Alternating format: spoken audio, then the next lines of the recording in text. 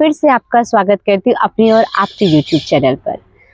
आज बात करते हैं गुप्त नवरात्रि की। आषाढ़ महीना प्रारंभ हो चुका है और आषाढ़ महीने के अमावस्या के बाद जो पहली प्रतिपदा आती है उससे गुप्त नवरात्रि प्रारंभ होते हैं।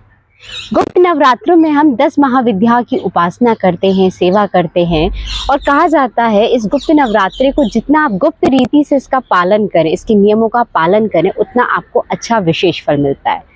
बहुत सालों बाद इतना शुभ संयोग बना है कि ये गुप्त नवरात्रि में 10 महाविद्या का योग है और 10 महाविद्या के साथ साथ इस बार ये गुप्त नवरात्रि पूरे के पूरे 10 दिन तक हमारे जीवन में आ रही है।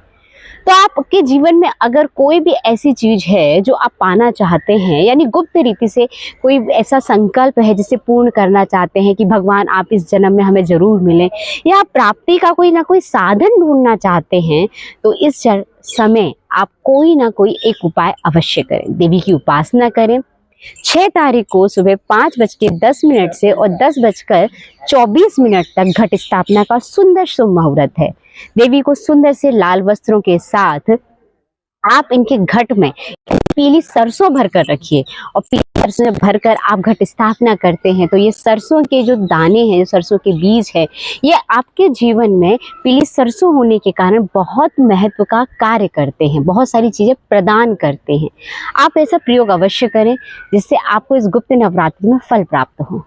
अब बात करते हैं कि आखिर ये गुप्त नवरात्रि में ऐसा और क्या किया जाए। तो आज आपको मैं बताऊं, भगवान मार्कंडे पुराण में कहते हैं कि अगर गुप्त नवरात्रों के दौरान नवरात्रि के 9 देवियों में जो व्याप्त औषधीय पौधे हैं उनका अगर आप सेवन करते हैं तो आपको फल की प्राप्ति होती है। और इन 9 औषधियों को ब्रह्मा जी ने तो हमारे मनुष्य तन के लिए कवच का नाम भी दे दिया है कि आप एक कवच को धारण करके संसार में विचरण कर रहे हैं। तो इस कवच को धारण करने के लिए पहली जो हमारी देवी है वो देवी है हमारी शैलपुत्री। और शैलपुत्री के लिए जो सबसे उत्तम औषधि बताई गई है वो औषधि बताई गई हरड़। हरड़ हमारे लिए क्या होती है, सभी औषधियों में प्रधान औषधि है, मतलब उसकी प्रधानता रहती है। अगर हरड़ आप अपने जीवन में धारण कर रहे हैं, प्रयोग कर रहे हैं, सेवन कर रहे हैं, तो आपको अनेक प्रकार की औषधियां नहीं लेनी पड़ेंगी और आपका शरीर सुचारू रूप से चलेगा। दूसरी देवी है ब्रह्मचारिणी और ब्रह्मचारिणी के लिए कहा गया है कि आप ब्रह्मी का सेवन करें। अगर आपकी स्मरण शक्ति ठीक नहीं है और स्मरण आपका ऐसा हो रहा है कि कहीं ना कहीं आपकी याददाश्त में कमजोरी आ रही है और आप अगर बालक हैं, आप अगर किसी एजुकेशन में बहुत आगे जाना चाहते हैं, कोई नियम का पालन करना चाहते हैं, किसी कंपटीशन एग्जाम को निकालना चाहते हैं, तो ब्रह्मी का सेवन करने से आप अपनी मानसिक शक्ति को बढ़ा सकते हैं। तीसरी देवी है चंद्रघंटा और चंद्रघंटा देवी की जो औषधि है वो है चंद्र और सूर्य का पौधा। इसकी पत्तियों का सेवन करने से आपके पित्त विकार, क्योंकि पित्त या तो अधिक होता है या कम होता, और पित्त अधिक कम होने से आपको सूर्य नाड़ी और चंद्र नाड़ी दोनों विचलित हो जाती हैं। इस विचलितता को दूर करने के लिए आपको सूर्य चंद्र वाला पौधा, चंद्र सूर्य के पौधे की पत्तियों का सेवन करना है। सबसे बड़ी बात होती है कि आषाढ़ का महीना शुरू होता है और इस मौसम में प्रकृति अपने पूर्ण यौवन में मानी गई है कि प्रकृति में प्रत्येक पत्तियां आती हैं, इसलिए इनका सेवन कहा गया है। अगली मैया आती है कुष्मांडा और कुष्मांडा के लिए कहा जाता है कि आप जो सफेद पेठा होता है, सफेद कद्दू जिसे बोलते हैं कई लोग, सफेद पेठा जिसे बोलते हैं, इसका सेवन करें। और इसके सेवन से क्या होता है, आपके रक्त विकार दूर होते हैं। आज सबसे अल्कलाइन बॉडी को अगर अल्कलाइन करना है, हमें एसिडिक बॉडी को हटाना है, अगर हमें पूरे शरीर का शोधन करना है, तो आप इन 10 दिनों के अंदर कुम्हेड़े पे अगर फास्टिंग कर लेते हैं, कोई व्रत कर लेते हैं, तो आपका रक्त का शोधन हो जाता है, आपका रक्त शुद्ध होने लगता है। इसका विशेष ध्यान रखा जाता है। अगला आता है स्कंद माता और स्कंद माता के लिए जो फल है, जो औषधि है वो है अलसी। इसलिए कहा जाता है कि स्कंद माता संतान देने की क्षमता रखती है और अगर आपका जो गर्भ का संस्कार है, गर्भाधान संस्कार है और आपके यूट्रस में कोई प्रॉब्लम आ रही है और आप यूट्रस की प्रॉब्लम से उलझ रहे हैं, जूझ रहे हैं, कोई समस्या है, तो आप अलसी का सेवन करें।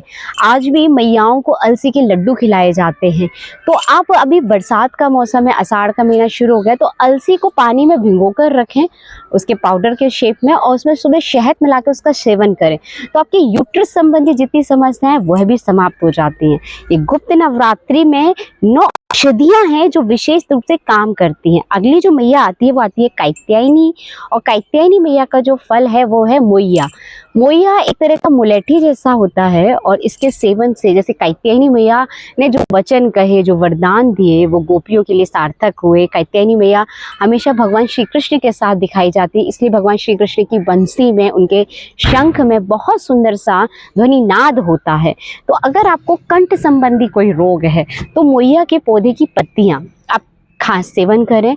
उसके सेवन से भी आपको उतना ही तेज फल प्राप्त होता है, आपकी वाणी में सौंदर्य आता है, आपको विशेष फल प्राप्त होता है। अगली माह है कालरात्रि। कालरात्रि के लिए है नागदौन का पौधा। नागदौन का जो पौधा होता है ये मानसिक विकारों को समाप्त करता है। कहते हैं ना कि अगर मैया कालरात्रि की अगर आप उपासना करते हैं तो कोई भी ऊपरी बाधा आप पे असर नहीं कर सकती, क्योंकि एक होती है आदि और एक होती है व्याधि। आदि तो हमें समझ में आती है, कि व्याधियाँ हमें समझ में नहीं आती, इन्हें हवाएं कहा जाता है, यानी जो आपके मन और बुद्धि पे जिसका प्रभाव पड़ता है। और इसको नागदौन के पौधे की पत्तियाँ इसे पूर्ण रूप से समाप्त कर देती है। तो 10 दिन ये गुप्त नवरात्रि के दिन अगर आप नागदौन की पत्तियों का सेवन कर रहे हैं तो इसका बहुत लाभ होता है। अगली जो मैया आती है वो महागौरी आती है, और महागौरी के लिए कहा जाता है कि तुलसी का सेवन करें। अगर आपके जीवन में प्रत्येक चीज़ की पूर्णता है, लेकिन कोई ऐसे विशेष रोग नहीं है, लेकिन आपको समझ नहीं आ रहा कि आपका शरीर स्फूर्तिदायक क्यों नहीं हो रहा है, वो उठा उठा अनुभव क्यों नहीं कर रहा है, इसमें आलस क्यों है, तो कहीं ना कहीं आप घर में पहला प्रभाव, पहली जो पत्ती है वो तुलसी की लेना शुरू करें, और तुलसी की लेने के कारण आपके जीवन में स्फूर्ति आना शुरू हो जाएगी। और अंतिम मैया का नाम है सिद्धदायत्री, यानी सारी सिद्धियों को प्रदान करती है। इसलिए इनका जो फल है, इनकी जो जड़ी बूटी है वो है शतावरी। इसलिए आपको प्रत्येक 9 दिन तक देवियों को और जितने भी पुरुष हैं अगर इस शतावरी का प्रयोग करते हैं तो सारे रोगों की प्रतिरोधक क्षमता तो मिलती ही मिलती है, और साथ ही साथ शरीर हमारा इतना सुंदर होने लगता है। शतावरी कहते हैं जो सारे के सारे रोगों को समाप्त कर 100 वर्ष का जिसमें जीवन प्रदान करने की क्षमता होती है। आप इस गुप्त नवरात्रि अपने शरीर और अपने मन दोनों को शुद्ध करने के लिए प्रयोग करें। मैं नारायण से प्रार्थना करूंगी कि आपके जीवन में ये गुप्त नवरात्रि गुप्त रूप से आए और भगवान को सार्थक कर दें। अच्छा।